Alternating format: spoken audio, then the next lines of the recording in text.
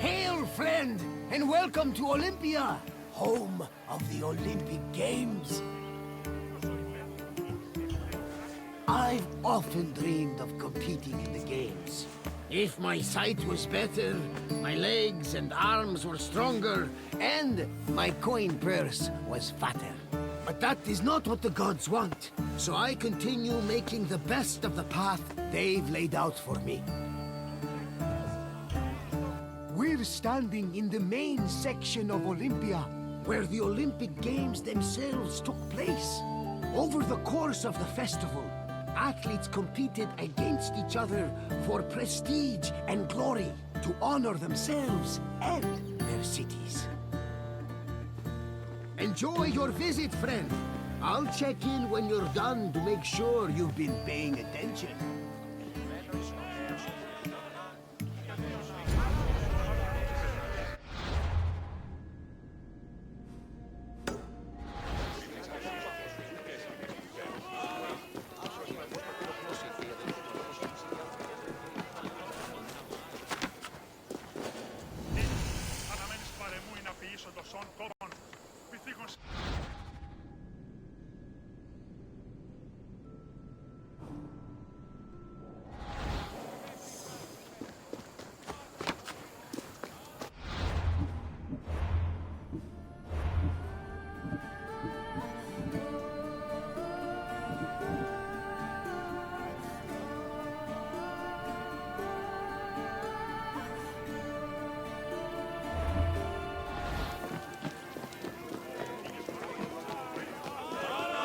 The first day of the Olympic Festival began with a swearing-in ceremony for the participating athletes, trainers, and judges.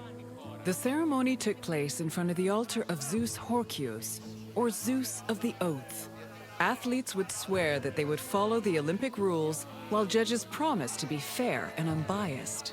Then the competitions began, starting with a contest between heralds and trumpeters over who would have the privilege of announcing the games. The first day's athletic competitions consisted of wrestling, running, and boxing events for the youngest athletes, aged 12 to 18.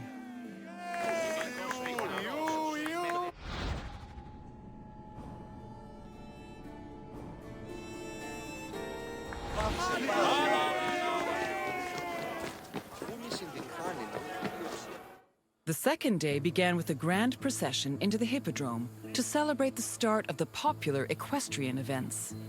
The most anticipated and spectacular of these was the Quadriga, a four-horse chariot race. Horse racing events were unique in that the winner was not the most skilled jockey, but the owner of the fastest horse or chariot. The Spartan princess Kaniska once took advantage of this loophole to skirt the rule that women weren't allowed to compete, and earned 2 Olympic victories in the process. The rule also allowed for occasionally strange results, like in 416 BCE, when the statesman Alcibiades entered 7 chariots into a race and won first, second, and fourth place. After the equestrian competitions, the 40,000 spectators migrated to the stadium to watch the pentathlon events. When the day's events were over, funeral rites were performed for the hero Pelops, the mythical founder of the Olympic Games. The night ended with a celebratory feast and a great parade in honor of the day's victors.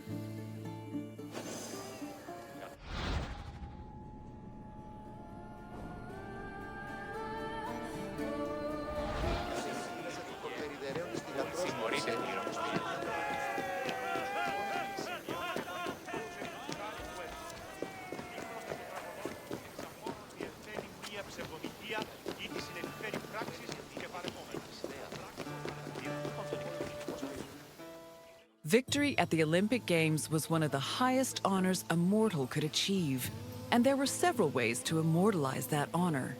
Some athletes had statues erected of themselves, while others commissioned poets to write them victory odes. Oral tradition was very important to the Greeks. These odes, called eponychia, were often composed by the finest poets in the land, such as Pindar, Simonides, and Bacchylides. They were usually played at banquets and celebrations attended by the triumphant athlete or upon his departure from Olympia.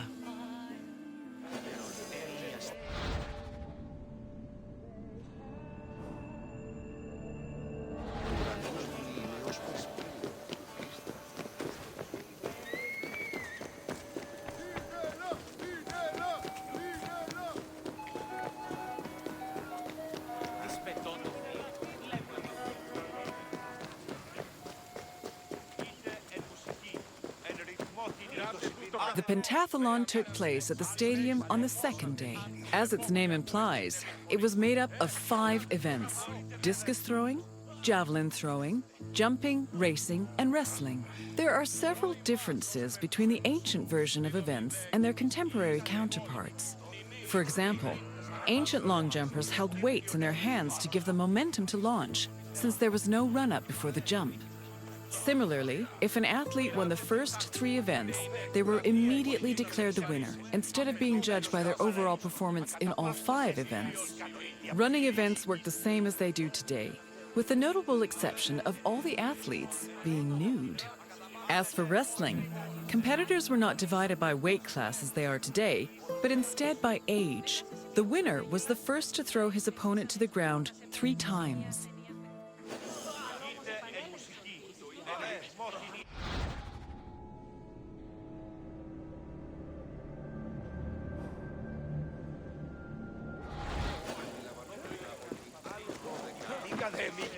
Day 3 started with the most important event of the festival.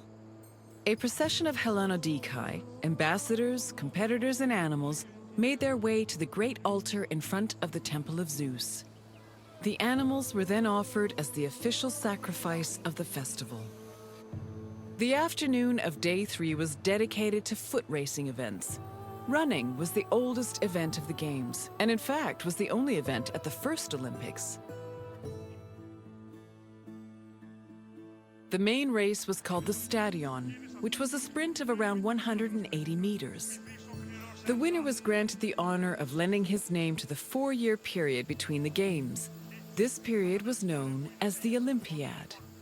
The 4 years that followed the first Games in 776 BCE were known as the Olympiad of Coroebus of Elis, the first Olympic champion. Once all the competitions were over, a public banquet was held in the Prytaneon to celebrate the day's victors.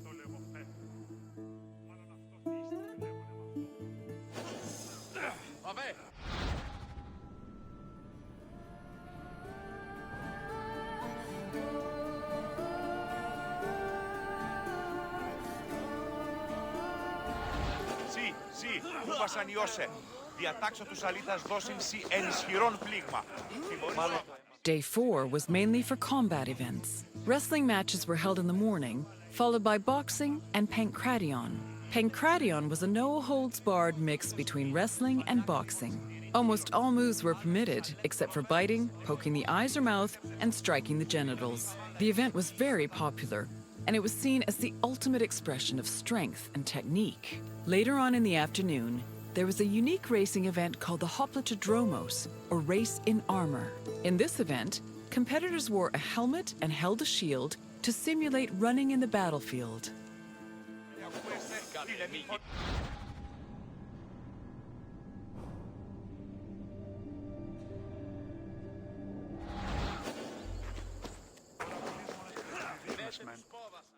The Hellenodikai, or judges of the Greeks, were both the game's adjudicators and their organizers. They hailed from Elis, the city in charge of the sanctuary of Olympia, and new judges were elected each Olympiad. They had several responsibilities. Before the games started, they decided which athletes would be allowed to compete and supervise their training. They also drew lots to make the competition brackets. During the games themselves, they picked the winners and kept an eye out for foul play. For the latter, they were assisted by stick whip-wielding umpires who stood near the athletes and punished them if they were caught cheating.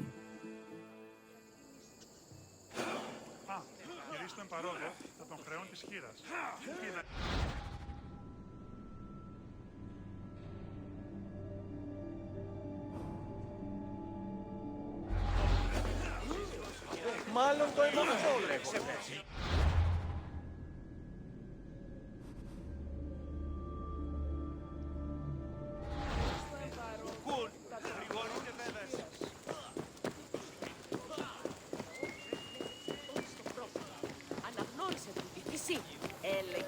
Victory in Olympia was one of the most prestigious honors in all of Greece. Not only would victors be showered in glory in their home city, but their names would be known across Greece. The temptation to glory led some athletes to break their oath to Zeus and cheat. This could be dangerous, as there were many possible punishments should cheaters be caught. They could be disqualified and fined, or if they were caught cheating during a match, they would be beaten by nearby umpires. The most powerful deterrent of cheating, however, was shame. At the foot of Mount Kronios, and on the way to the stadium, were a group of bronze statues called Zanes, the plural of Zeus. These statues were inscribed with the names of the cheating athletes, how they cheated, and the fine that was imposed. The Zanes, which were funded by cheaters' fines, were strategically placed to be highly visible. Individuals or even entire cities could be found guilty of cheating.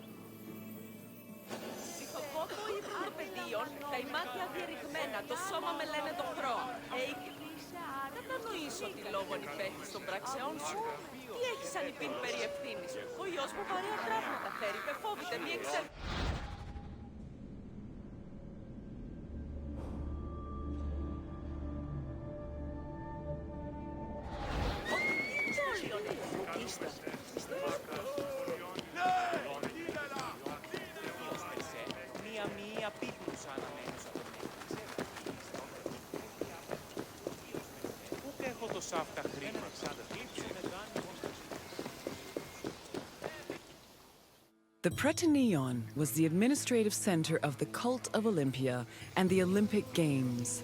The building housed the sanctuary's priests as well as the game's officials. It was also used to stage the grand banquet held on the evening of the third day to honor victors. It also had a sacred function. Its central chamber was the location of the Fire of Hestia, a sacred flame that burned day and night. This fire was used to light the other altars around the sanctuary. This practice may have partially inspired the modern tradition of carrying the Olympic torch. Η τραγωδία διαφθείρει τους νέους και ούτε κατά μάλθα.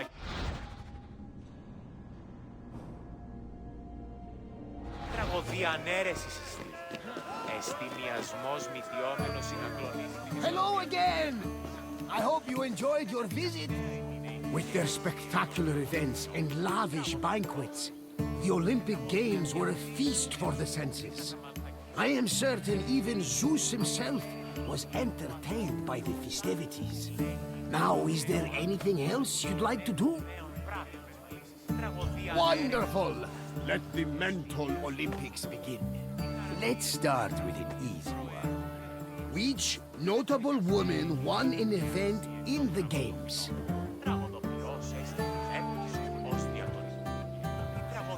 Which notable woman won an event in the Games? Correct! She won 2 equestrian events thanks to her savvy horse purchases. This next question is slightly more challenging. Which of the following is not a famous Greek poet?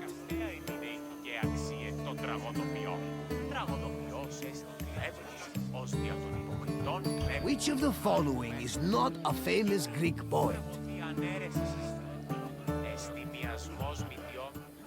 You are right! Thrasidas was a renowned Spartan general, and he didn't have time for rhymes and pretty words. Time for the final question. How many events were in the pentathlon?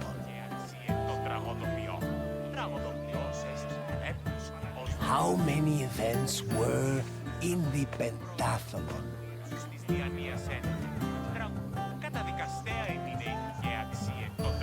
Yes! The Greek word for pende means 5, and the pentathlon had 5 events. Well done, my friend! You truly possess a sharp mind. Very well. Safe travels, my friend.